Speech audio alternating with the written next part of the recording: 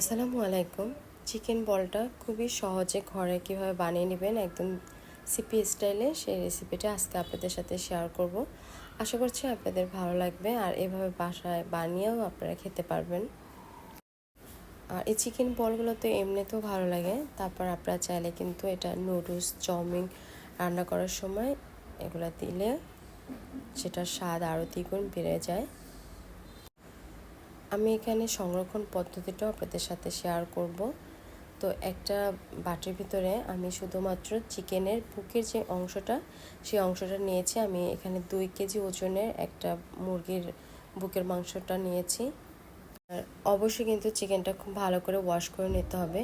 এখন এর ভিতরে আমি হাফ টি স্পুন গোলমরিচের গুঁড়া আর 1 চামচ দিয়েছি চিলি ফ্লেক্স, হাফ টি স্পুন দিয়েছি চিকেন পাউডার, গরম মশলা পাউডার দিয়েছি হাফ টি স্পুন, আর আমি এখানে টমেটো কেচাপ দিয়েছি 2 টেবিল চামচ, আর 1.5 টেবিল চামচ কর্নফ্লাওয়ার দিয়েছি।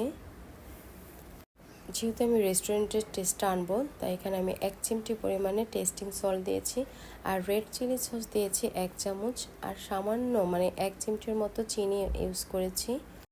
আর এখানে বেকিং সোডা দিয়েছি আমি খুবই সামান্য, 1 চিমটির পরিমাণে।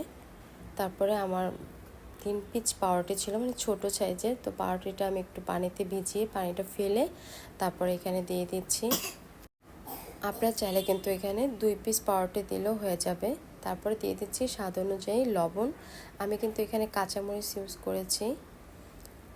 আদা রসুনের বাটা আমি এখানে 1 চামচ করে ব্যবহার করেছি, তবে চিকেনের পরিমাপ অনুযায়ী এটা আপনারা হাফ চামচ করেও দিতে পারেন। তারপর একটু মিক্স করে নিলাম এবং এখানে আমি একটু সামান্য পরিমাণে ধনিয়া এবং জিরা পাউডারও দিয়ে দিলাম। তারপরে সব উপাদান খুব ভালো করে একটু মিক্স করে নিলাম এবং মিক্স করে আমি এখন একটা ব্লেন্ডার দিয়ে দিব। আপনার চাইলে যদি ব্লেন্ডার না থাকে সেক্ষেত্রে শিলপাটায় খুব স্মুথভাবে বেটে নিলেও কিন্তু হয়ে যাবে। তো আমার এটা ব্লেন্ডারে ব্লেন্ড করা হয়ে গেছে, আর এটা দেখতেই পাচ্ছেন কতটা স্মুথ হয়েছে। হাতের তালুতে আমি একটুখানি তেল লাগিয়ে তারপর এখন বল করে নিব।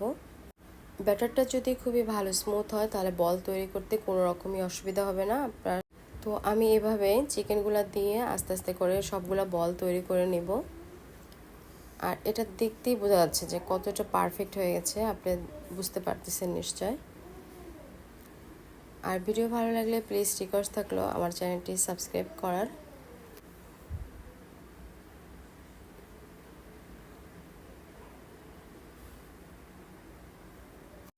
চুলায় আমি একটি কড়াইতে পানি বসিয়ে দিয়েছিলাম। পানিটা যখন ফুটে উঠেছে ঠিক সেই সময়ই আমি বলগুলো এখানে দিয়ে দিব। আর চিকেন বলগুলো অতিরিক্ত সিদ্ধ করবেন না, তাহলে কিন্তু এটা অনেক বেশি হার্ড হয়ে যাবে। 10 থেকে 12 মিনিটের মতন সিদ্ধ করলেই কিন্তু এটা হয়ে যাবে। আর মাঝে মাঝে অবশ্যই হালকা করে একটু নেড়ে দিবেন। আর এটা ভয় পাওয়ার কিছু না, যেটা আমি পানির ভিতর দিলাম ভেঙে যাবে এরকম না। আসলে চিকেন যখন পানিতে দেওয়া হয় তখন কিন্তু এমনিতেই এটা জড়ো হয়ে যায়, হালকা একটু শক্ত হয়ে যায়। তো আমার এটা 12 মিনিটের মতো হয়ে গেছে, এখন আমি এটা নামিয়ে নিচ্ছি।